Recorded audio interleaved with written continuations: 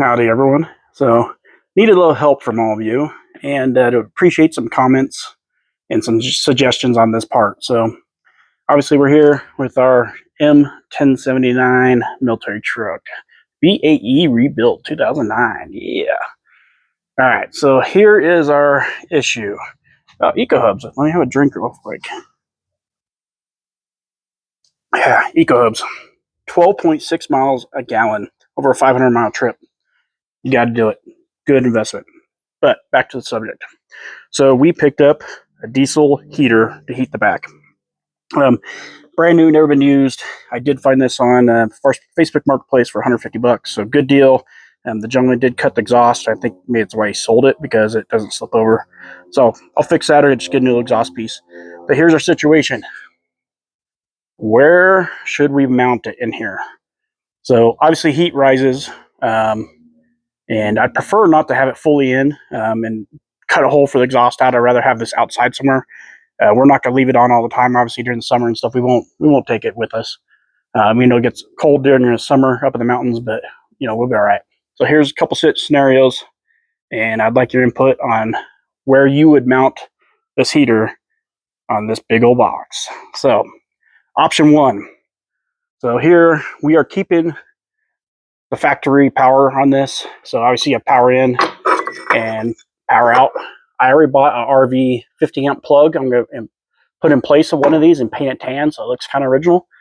But here's my other option for the heater. So first, super lightweight. My thoughts are, when we get to camp, we mount it right there and put a strap around it to hold it. This is your exhaust, so then you can route your exhaust and down under. This is your intake. So what my plan would be, obviously this is the tube that stretches, so it would go on here and then you would stretch it up, and these plugs, I'd basically gut the inside of one of these and keep the outer shell. So when we get to camp, you literally just slip it over like that, throw a clamp around it, it would stretch down and to plug into here. So there's the input without drilling any other extra holes on there, and it still looks factory, it looks military. When you're done, you take it off and you put the cap back on. No one even knows that it looks factory. So that's option number one. Obviously, you got your register vent here, and how it would work in here is we're doing a big cabinet right here. So this here is going to be basically our closet. This could be one big cabinet all the way parallel to the door. I am putting my electrical, my Victron inverter and stuff in here. But what I would do, this bottom parts could be like a pull-out cabinet with the electrical panel here. But then I can, once it's gutted, I could have this guy like on the side of the cabinet over here, down on the floor, or on the face down here, and then just duct it over into this vent. And this would stay here all the time, and obviously good to go. So very simple, clean. That's choice number one. So choice number two, this one right here we're keeping for our AC unit. ACs could go in this unit here. This is getting our exit window. My buddy Skip, who's doing all the cabinet work, just built a really nice picture frame for it to make up the difference between the 20 by 30 window to the gap on there with round corners, so it'll look nice and clean. Obviously that flips open like the other video. So next option is where the military fan is. So there's the cover, and open up. What this would do is we'd have the exit air, the hot air coming in through here. And right here, I'd probably actually remove it's a little thermostat thing on there, comes off, and you could extend the pigtail. So I'd probably actually mount it here. So it's all good to go. And you could just adjust it. That does have Wi-Fi and it does have a remote. So it's not necessary that you have that in here. So that's option two. And let me show you. Beautiful day here in Nevada.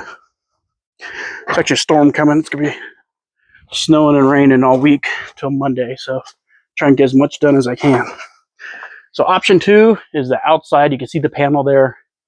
I did take that off. It is louvered. I would probably keep it louvered, but I'd put a hinge right here on the front side, which is right there. So I'd front side the hinge with a hinge instead of just fully screwing this in place. And then I would have a latch on this side. So then this whole thing, wind directions this way, if the latches failed, it'd pretty much keep it closed. It'd swing that way towards the front of the vehicle. So this is where the other heater would, option 2, the heater would mount, sit in here, and then I would have to vent the exhaust through here, which I did buy a little stainless steel piece that you could cut a hole and exhaust the vent out, or vent the exhaust out, excuse me. And then the hot air would go through that into the cab. So that's really clean too. Keeps all structure. Really no extra holes except for just getting the exhaust vent out and exhaust gases out of it. So that's option 2. The bad part about this, it's a small, it's only like I think a gallon fuel tank on that thing, so it's not bad. But when I go to refill it, which it does last about 50 hours, so it shouldn't be very often. I'd have to climb up, swing that open, disconnect a couple things, and then pull that out, lift it out, put it on the ground, fill it back up, and lift it back up there without the use of a ladder when we're on the trail. So that would kind of suck a little bit, but that's the other option. So anyways, that is our situation. And if you could, give some comments and feedback on how you would mount that. Like I said, obviously I don't want it in the cab, but I prefer not to. And I'd prefer not to put holes in the truck as much as possible. I know a lot of people buy these trucks and they tear the box off, they paint them different colors, and they make them look like a normal, like a camper, shiny, everything else. That's not us. The reason we bought a military truck is because we like the look of the military truck, and we want to make a camper too. So we want to keep it like aesthetically military as we can, and also enjoy it as a camper as well. So the less holes we put in the cab and the box, the better.